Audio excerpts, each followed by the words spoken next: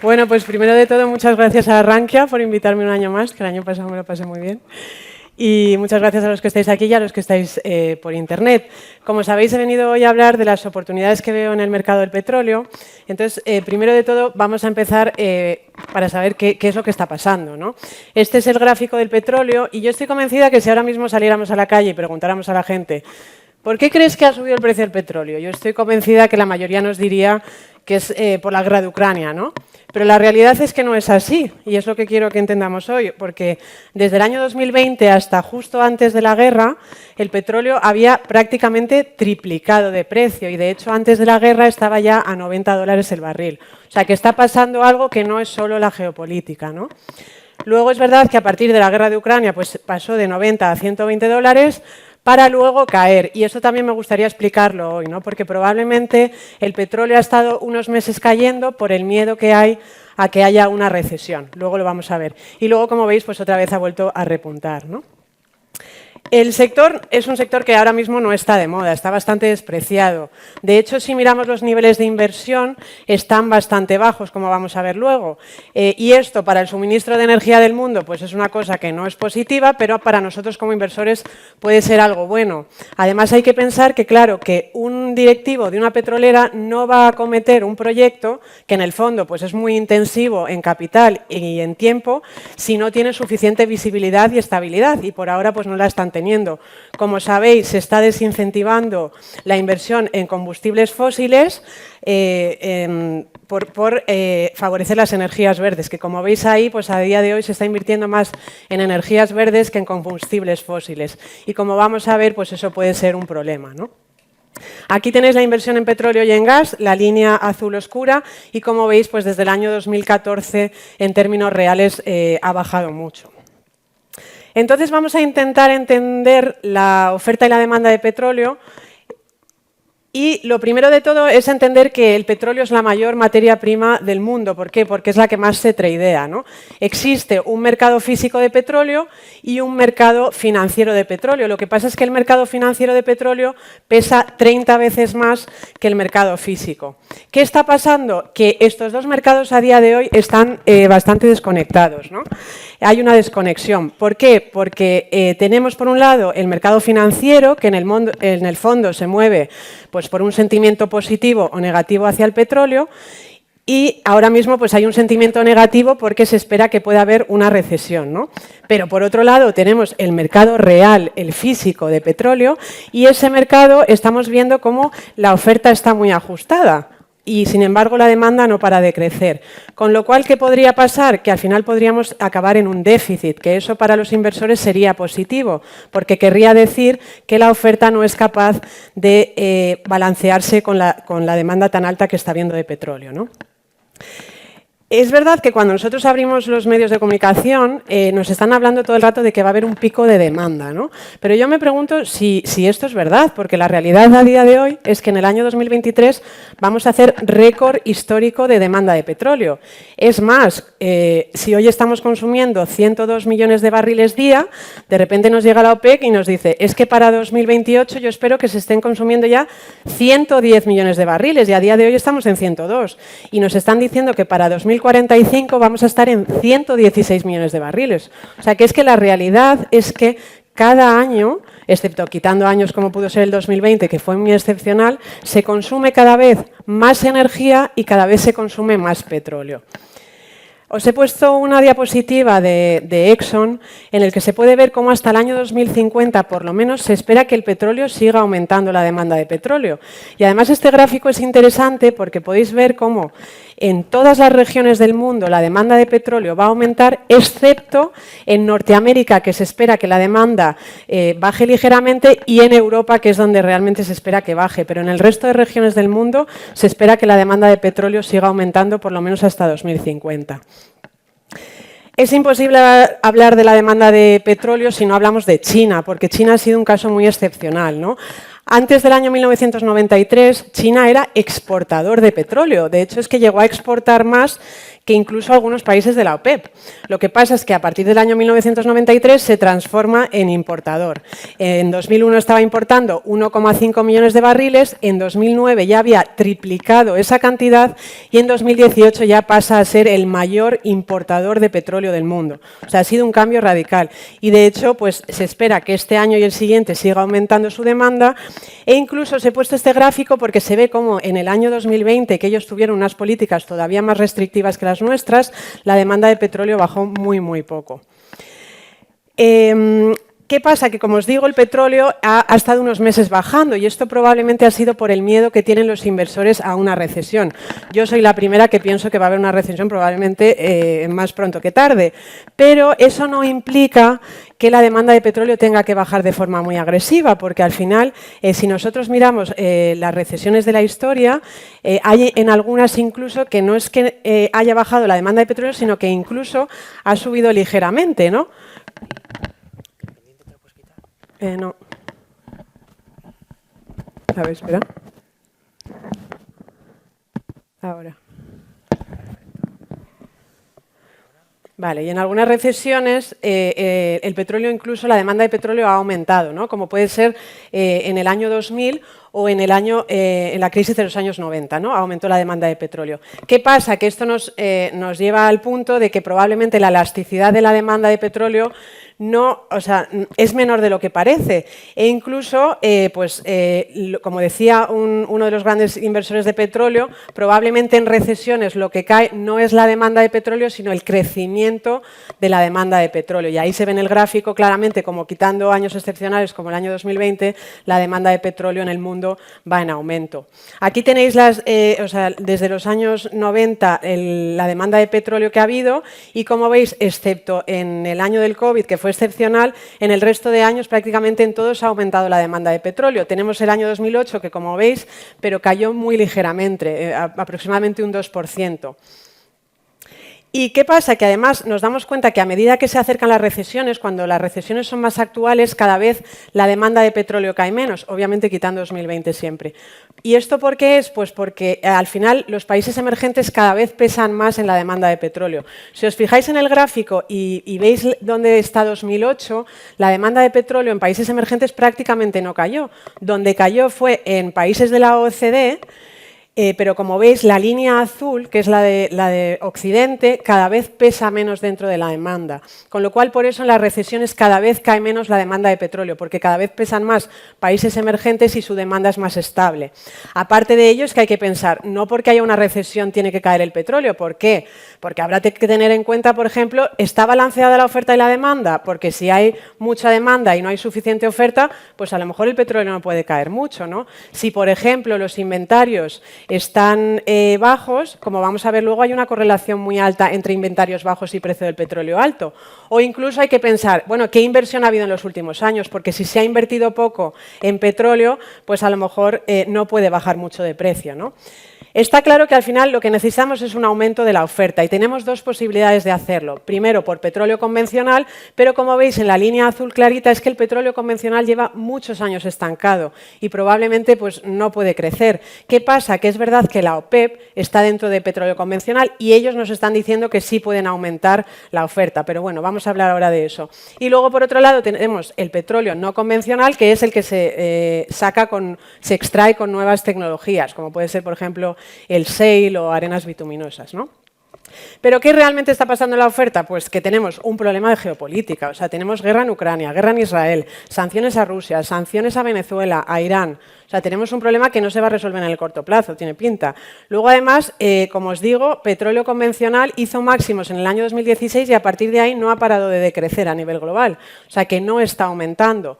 Luego tenemos la OPEP, como digo, pero la realidad de la OPEP es que en vez de aumentar oferta, lo que está haciendo es recortarla. Como sabéis, Arabia Saudí se ha puesto a recortar ahora 1 millón de barriles. Pero es que aparte de eso, incluso cuando no hacían recortes, os he puesto el gráfico en el que se ve las cuotas que tenían los países y es que prácticamente ningún país de la OPEP cumplía sus cuotas. O sea que probablemente la capacidad ociosa que nos dice la OPEP que tiene no es del todo verdad. Con lo cual nos quedamos con que la única fuente de crecimiento de la oferta en los últimos 12 años fuera de la OPEP ha sido el petróleo no convencional que vamos a ver ahora, ¿no? ¿Qué cambios significativos se podrían producir en esta tesis tan positiva que yo estoy dando del petróleo y que de repente pues, que el petróleo no lo hiciera bien, ¿no? Pues la primera de todas sería que esos países que están sancionados, como son pues, Rusia, Irán, Venezuela, de repente se pusieran a producir y sacaran todos esos barriles al mercado, ¿no? Pero yo me pregunto si esto no está ya descontado en el mercado, porque la realidad es que Rusia sí que ha bajado ligeramente sus niveles de producción, pero la realidad de Rusia es que si antes exportaba mucho a Holanda, ahora lo está haciendo a países como China o India. Luego, si nos vamos al caso de Irán, ahora mismo está Irán exportando más que lo que exportaba en el año 2018, que como sabéis fue el año en el que Trump le impuso las sanciones por romper el tratado nuclear, con lo cual Irán probablemente tampoco es el punto. De hecho, su compañía estatal de petróleo ha dicho que para finales de año, que como sabéis para ellos acaba el 20 de marzo de 2024, van a estar produciendo 3,5 millones de barriles, que es prácticamente toda la capacidad ociosa que tienen, toda la producción que pueden. O sea, que es que probablemente Irán tampoco sería un problema. Y luego tenemos el caso de Venezuela, que es verdad que hace una década Venezuela estaba produciendo mucho más, pero es que podéis mirar a muchos analistas de petróleo en el mundo y es que nadie le da credibilidad a que pueda en el corto plazo aumentar mucho la oferta, porque al final pues está todo obsoleto y se necesitarían billions y años para volver a poner todo en producción, ¿no? Así que os he puesto aquí la capacidad ociosa que dicen los países de la OPEP que tienen y como veis el problema no sería Irán, el problema no sería Venezuela, el problema sería Arabia Saudí. O sea, que Arabia Saudí de repente metiera todos sus barriles al mercado, ¿no? Como veis ahí. Pero ¿qué pasa? La realidad de Arabia Saudí es que no está aumentando su oferta, al revés, lo que está haciendo es recortarla y nos ha dicho que va a recortar 1 millón de barriles hasta el año 2024. De hecho, veis ahí como las exportaciones de Arabia Saudí lo que están haciendo es bajar mes tras mes. Y luego lo que me pregunto yo, ¿Arabia Saudí realmente tiene la capacidad ociosa que nos dice que tiene? Porque ellos nos están diciendo que pueden producir 12 millones y medio de barriles día. Pero la realidad es que Arabia Saudí nunca jamás en la historia ha producido 12 millones y medio de barriles día. Es más, solamente ha conseguido producir 11 millones de barriles día durante más de un mes 2 veces en la historia. Es más, es que desde el año 1973 la media de lo que ha producido Arabia Saudí ha sido 8,2 millones de barriles. O sea que probablemente incluso Arabia Saudí no tiene la capacidad ociosa que nos dice que tiene, ¿no? Y ahora sí que llegamos a Estados Unidos y aquí sí que esto ha sido un cambio, ¿no? Ha sido un cambio radical. Como veis en el gráfico, la línea roja ha sido la producción de petróleo sin Estados Unidos y como veis está estancada. Pero, sin embargo, cuando metemos en el gráfico a Estados Unidos, que es la línea azul, ahí sí que nos ha cambiado la película. ¿Qué pasa? Que desde el año 2005 ha sido Estados Unidos la que realmente ha permitido el aumento de la oferta, ¿no? De hecho, esperan este año una producción récord y ha sido prácticamente gracias al shale, ¿no? Que le permitió a Estados Unidos doblar su producción desde el año 2009 al año 2019.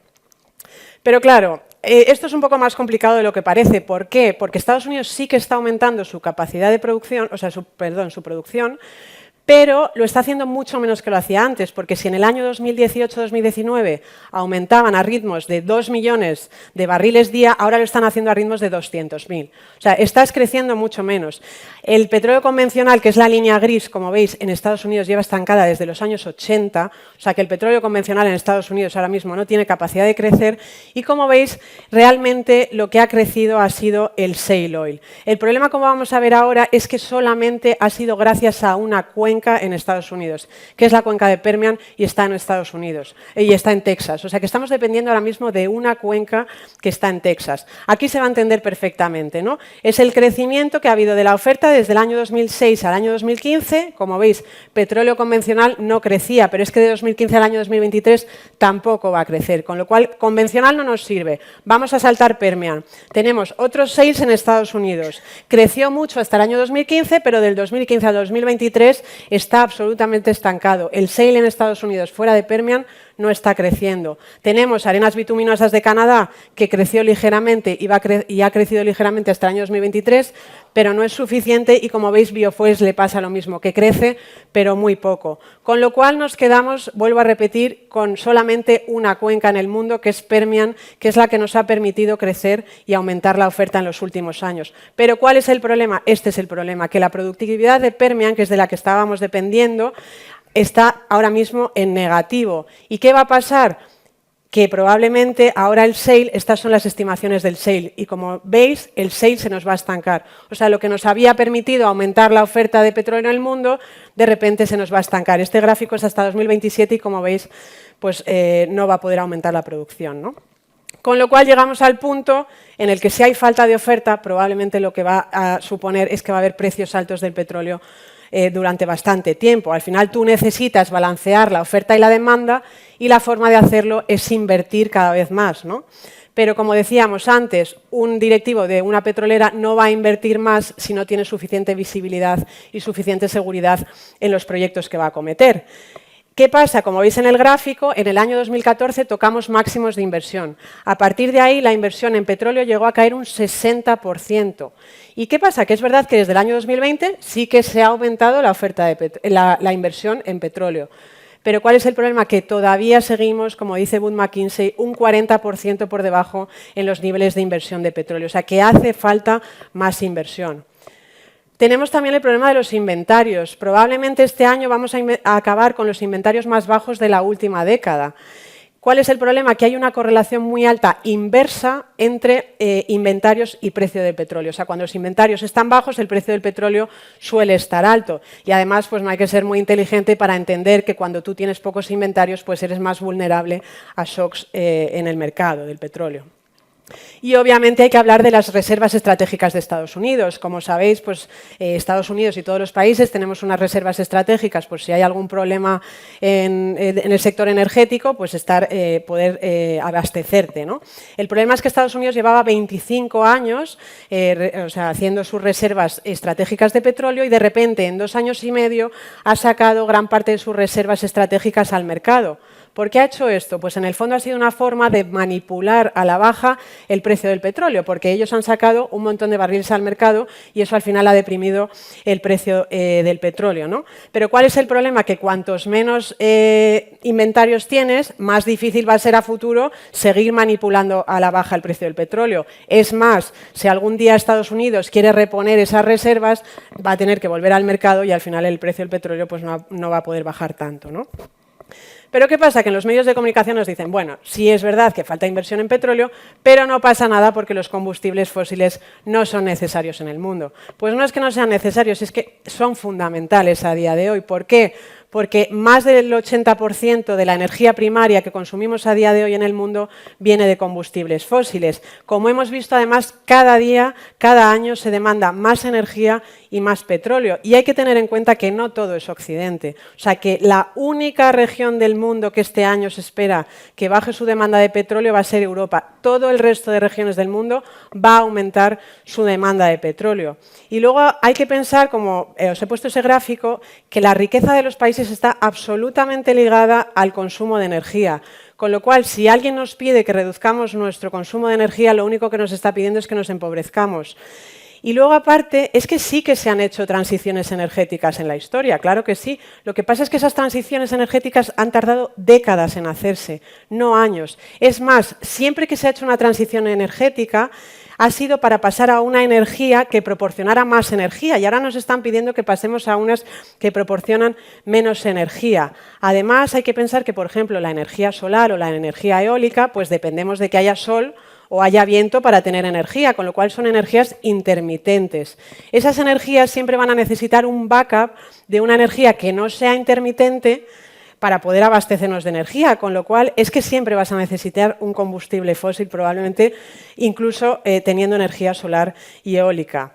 Con lo cual, con todo esto que os cuento de los fundamentales que yo veo en el precio del petróleo, yo me pregunto, o sea, más que pico de demanda como nos están hablando, probablemente estemos más cerca de un pico de oferta, y ahora mismo lo que hay que hacer es aumentar la oferta para cubrir toda esa demanda creciente que hay en el mundo, ¿no?